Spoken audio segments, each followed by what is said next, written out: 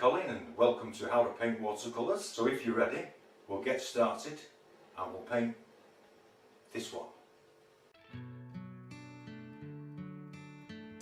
Hello YouTubers, How to Paint Watercolors, and I'm going to do this little series called Wild Skies.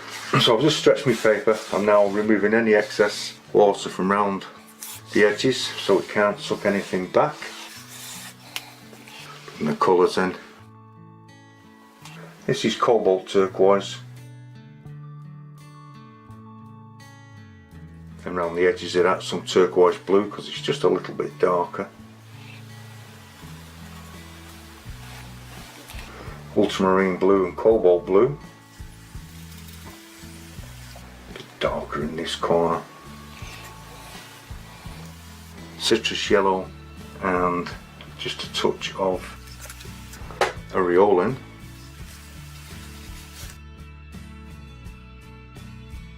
Bring some more of the cobalt blue, turquoise blue, pyrrole orange and Turner red, just to bridge the gap. The colour's called Pale Wisteria. It's a very pale lilac-y colour. It's also opaque. Cobalt blue and French ultramarine. Some more of the turquoise blue, cobalt blue. Just a touch of Naples yellow. Turner red and pearl orange again. Bring some into the rocks here. Prince ultramarine and cobalt blue. Back to the pearl orange and Turner red.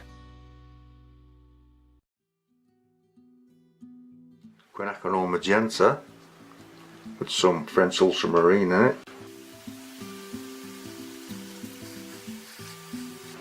Pyrrole orange and Turner red.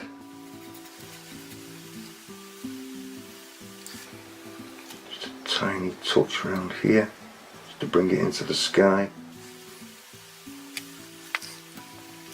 Softening some of these colours together. Don't fiddle with it too long.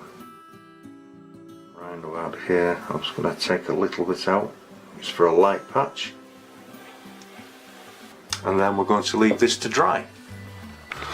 Now that that's completely dry, I've actually clipped the paper down with bulldog clips all the way around.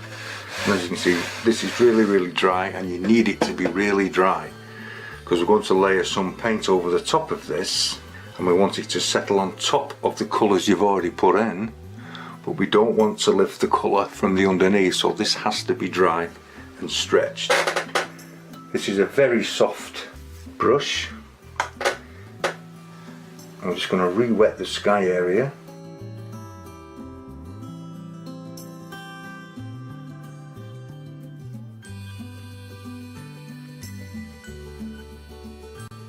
Now I've grayed off the quinacridone magenta and French ultramarine with some yellow. Any yellow will do it. And I've just taken a mop brush. You'll have plenty of time to work on this, but don't fiddle with it too much.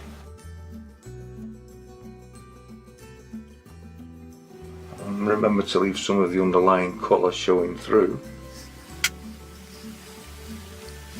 This is the really grayed off one, quinacridone magenta, French ultramarine, and some yellow to grey it, darken it.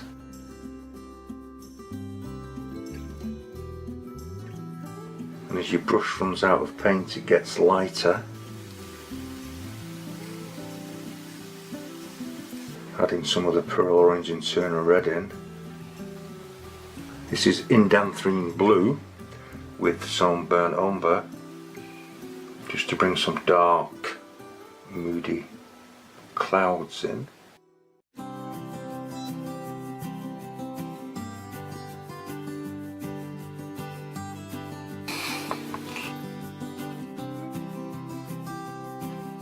Remember, this will dry an awful lot lighter.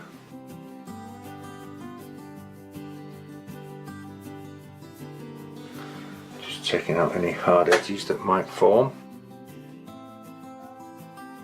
Now just a little bit of manipulation.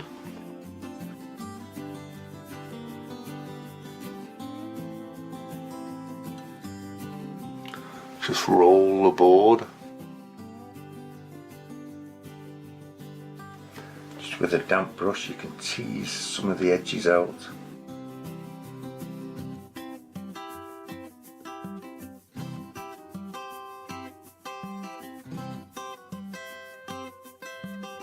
Gently pulling some threads into the blue.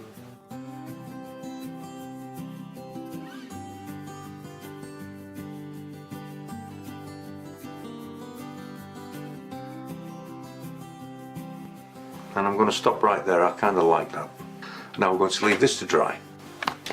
Now that your sky's dried, this is what they call a two-stage sky. I'm just going to re-wet this background hill with some fresh clean water, Pyrrole orange and Turner red. So you want this rather pale. Then into that some of the quinacridone magenta and French ultramarine, and I'm just going to soften this in.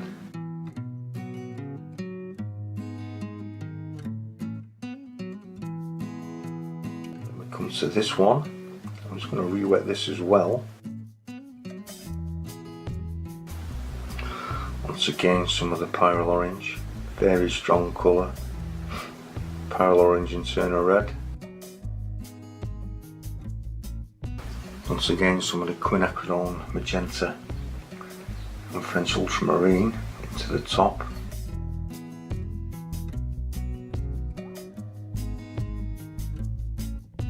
Just pulling some of it down.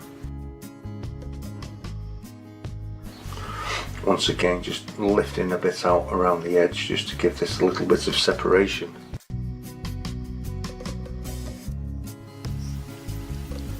This is just a little bit of umber, raw umber with a touch of raw sienna in it.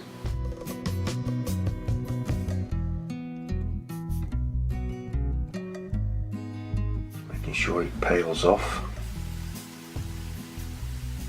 So I'm going to let that dry now.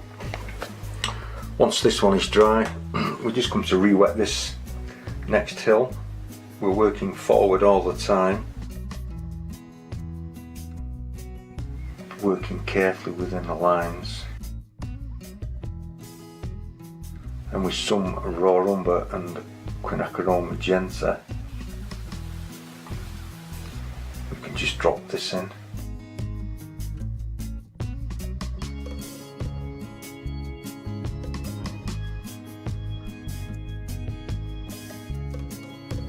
Into this I'm just going to drop some quinacridone magenta and French ultramarine, just giving some shape to this. Then I want to pull some of the paint off and expose the red underneath.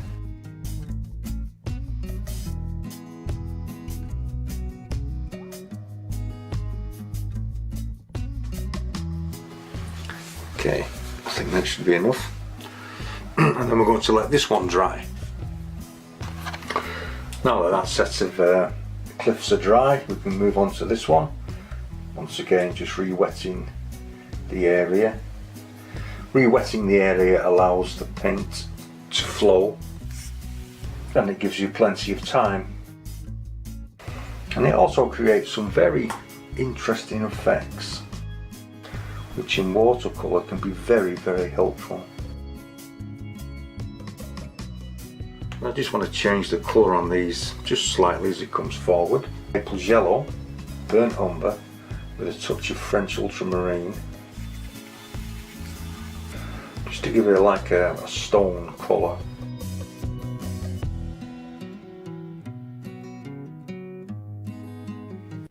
Back to the raw umber with the quinacridone magenta in it. You can use burnt umber, raw umber, it doesn't really matter. That's if you're stuck for choice, if you don't have raw umber.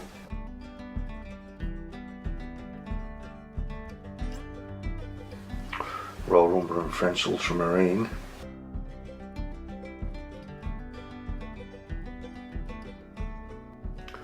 French ultramarine and burnt umber.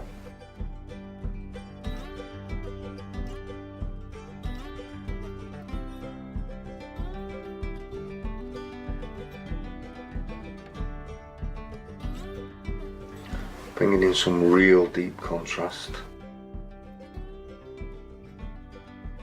Just leave that sit for a moment or two, and I'm just taking a rigger brush, damp, and I just want to pull. Maybe there's some growth on the top of these cliffs, just where some vegetation has managed to take hold.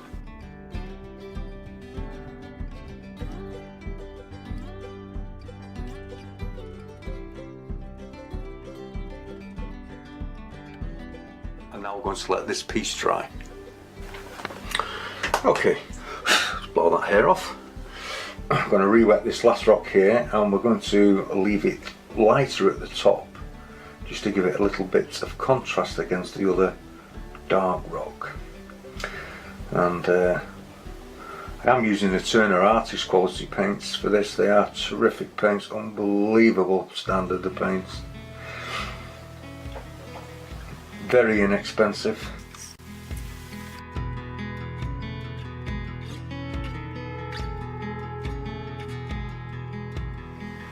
Back to the same colours here.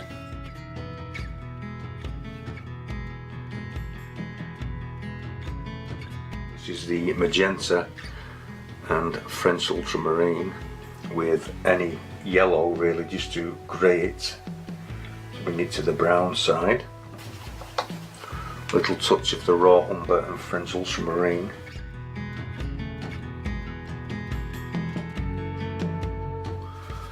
French ultramarine and burnt umber.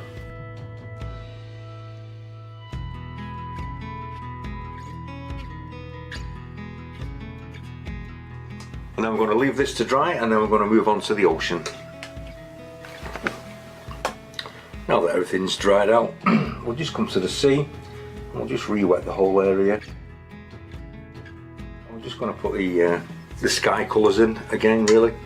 The cobalt turquoise, the turquoise blue. This is just a slightly different shade. Just mimic the sky, really. Citrus yellow and aureolin.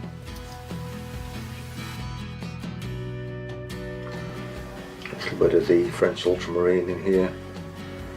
Just a touch of cobalt blue in it.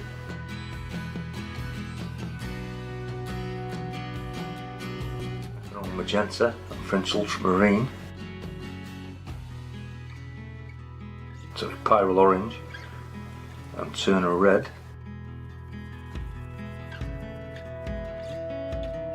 Just strengthening it up in places.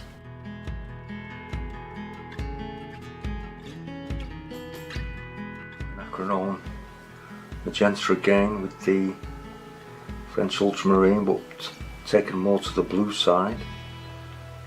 I want to bring this darker down here.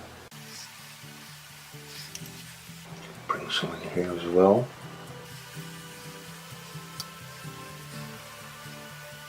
Just allowing all the colours to mingle.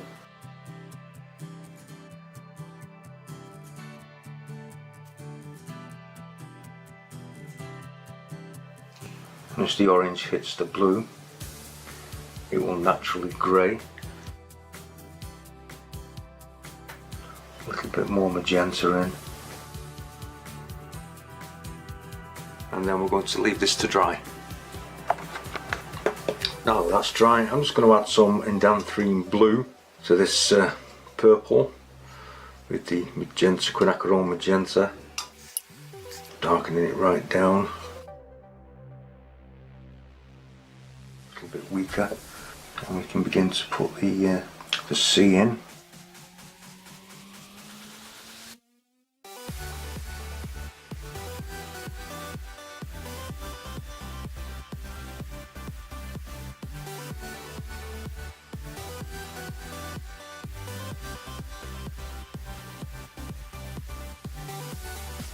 Soften some of the edges in.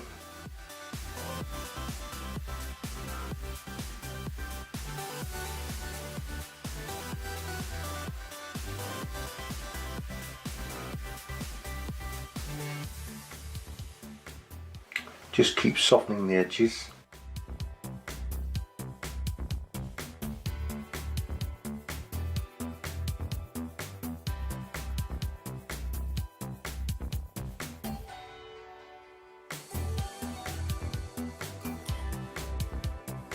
This is some of the indanthrine blue.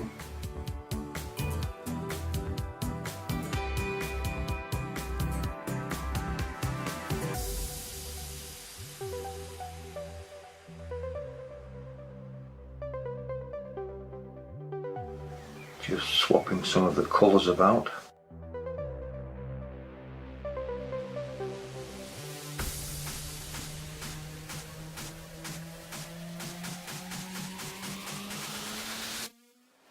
Back to my cobalt turquoise.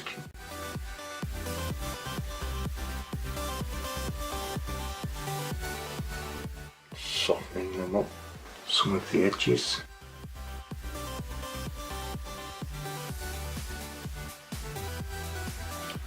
Building it up slowly. Indanthrine blue with a touch of burnt umber.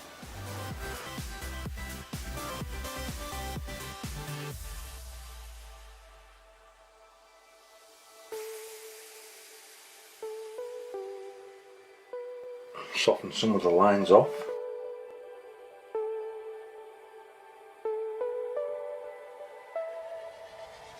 Just checking to see if it wants deepening anywhere, and then we're going to leave that to dry. Now that everything's been softened in, I'm just taking some pure zinc white straight from the tube, so it's really thick, and I just want to come across on the top and suggest a wave crest.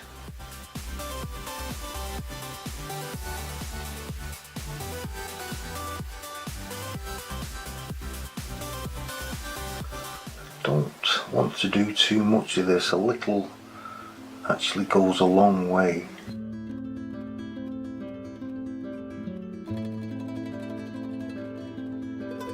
And I think that's all I want to put on.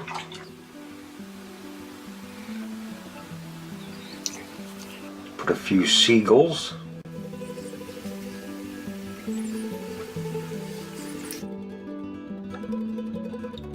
Hope you've enjoyed this video. If you have, please click the like button and subscribe. Subscribers are always welcome. I will leave a few suggestions at the end of this video, and if you want to view them, you can click on that, and I'll leave a link in the description box where you can get the Turner paints from, and also a link in the description box to the other videos I've made for YouTube, and if you click on that it will take you straight to them. Once again, I'd like to thank you very much for watching. Thank you.